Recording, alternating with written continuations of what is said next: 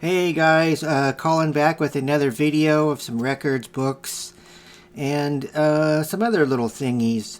And how are you all doing? I hope you're all doing very well out there in YouTubeville and lands where you all may reside.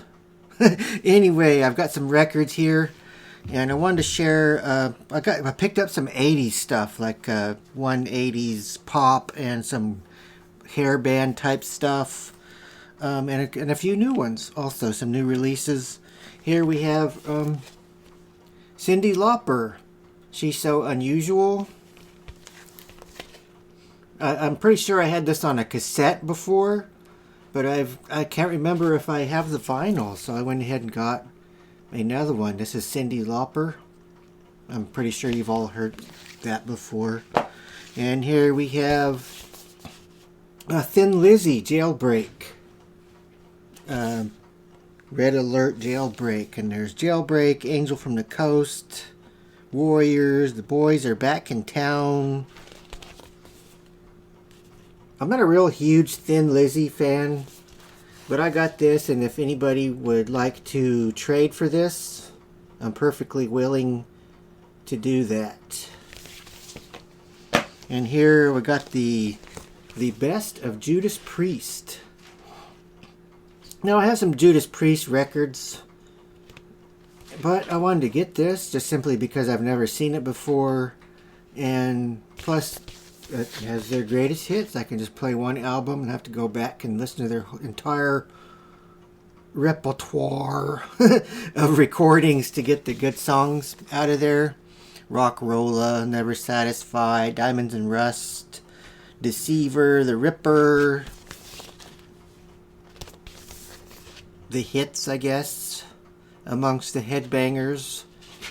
You know what, bands like this, did they ever really make it commercially? I don't think so, because they weren't like in the pop stream with Michael Jackson and Madonna and Cyndi Lauper and stuff, but they were hits with all of the headbangers out there. The Headbangers Ball. Now, that was a good show, wasn't it? Headbangers Ball, and on MTV. And here we have Iron Maiden, Somewhere in Time.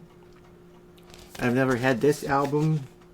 I can add that to my Iron Maiden collection. It does have the inner sleeve.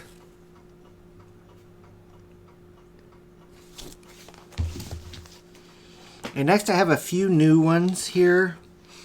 Here we have the Orwell's Terrible Human Beings. I haven't even opened these yet, and here I left the price sticker on this one.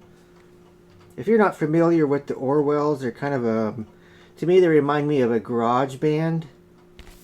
So if you get the time, look up some Orwells. They have some pretty good music, which I like. They kind of remind me of I don't know if you heard of Urge Overkill from back in the early 90s. They sound a lot like them. And here we have some more 90s stuff. I used to have this cassette tape, and these guys came and played in Lawrence here a few times. And here we have Dinosaur Jr., Bug.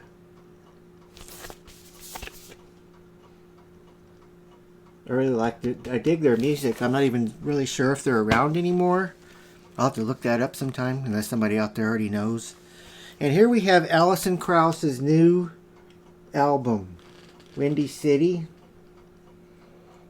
I really like Alison Krauss. I love her voice, and she's very pretty also. But she's a mixture of bluegrass and I wouldn't say just regular country, I guess. She had that duet with the guy from Led Zeppelin,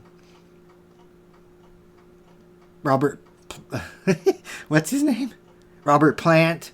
Okay, sorry, I couldn't remember his name right off because I don't really listen to Led Zeppelin that much. Sorry, Robin, Boston, and whoever. I know you're all big Led Zeppelin fans. I do have some of their albums, but maybe only a couple.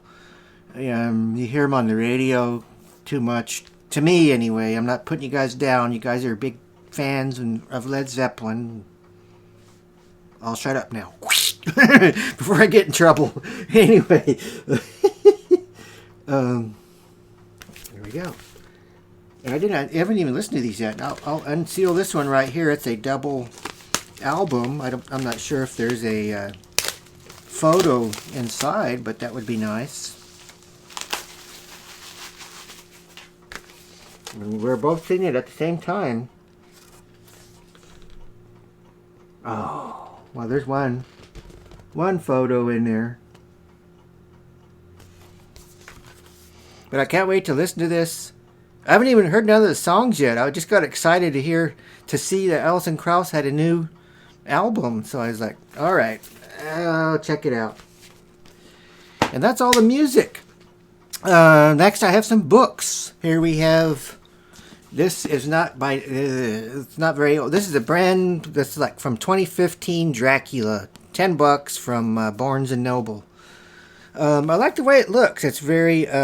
They tried to make it look, like an old book, but the only thing is, it's not really a hardback. It's kind of semi-hardback-ish, and it has like a leather feel cover, but I'm pretty sure it's pleather, the fake leather.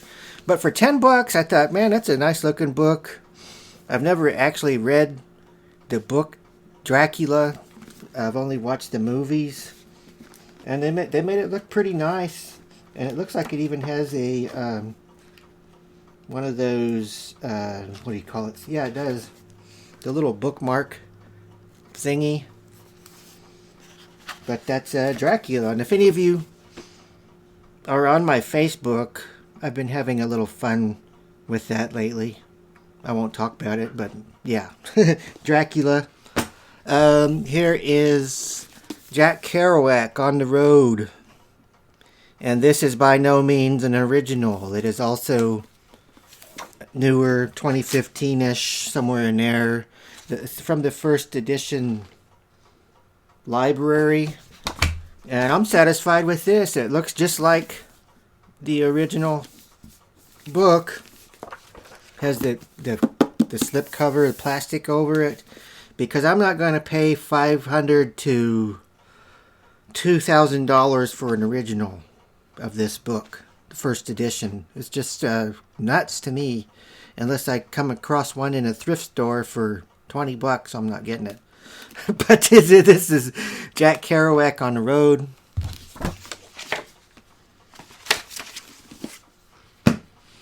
Here we have. I have a friend in Topeka. His name is Mike. I'm sure he won't mind me mentioning his first name because he probably will never see this video unless he knows I make videos. But we went to junior high and high school together, and we hung out all the time, skipping to the arcades, bowling alley, drinking beer behind the church. Back then, when you only had to be 18 to buy beer back then, here anyway, and he lives in Topeka, and him and his wife go to auctions all the time.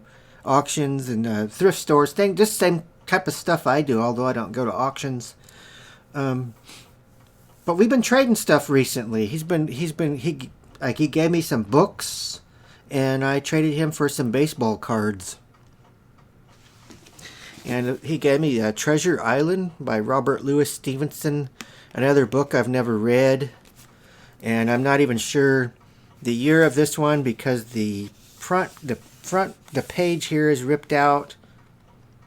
So I don't know exactly what year this might be, but the pages are all yellowed, but that doesn't really mean anything. Treasure Island. And I've never read this guy's books, but he threw in some Thomas Wolfe, Look Homeward Angel. No idea what it is. I just thought I'd throw it in here as part of this video. And I believe this is by this Grosset and Dunlop company. This copyright is 1929, but there was two others before it, 1927 and 1928. So this is like the third. I'm not an expert. Is this the third printing, Mr. Gas? Not sure. Thomas Wolfe. And another Thomas Wolfe, The Web and the Rock. Now, I won't even show the inside of it. And lastly, here, I'm just going to have a little reading. You know, my little readings that I do. And I'm going to read out of this paperback, Frankenstein, by Mary Wollstonecraft Shelley. I'm sure you've all seen Frankenstein's Monster.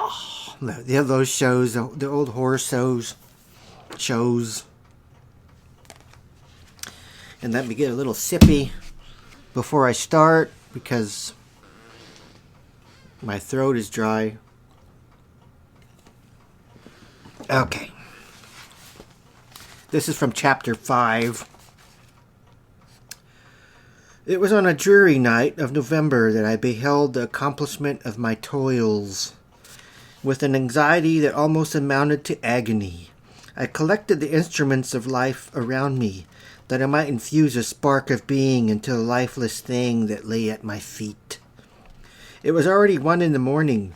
The rain pattered dismally against the panes, and my candle was nearly burned out, when, by the glimmer of the half-extinguished light, I saw the dull yellow eye of the creature open. It breathed hard, and a convulsive motion agitated its limbs.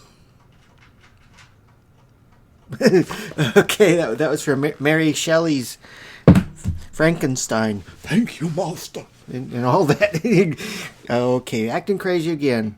I got a couple of... How many of you guys remember having plastic army men back in the day? I found some of these big army... plastic Indians here. These are made by the Lewis Mark Company. Those are kind of cool.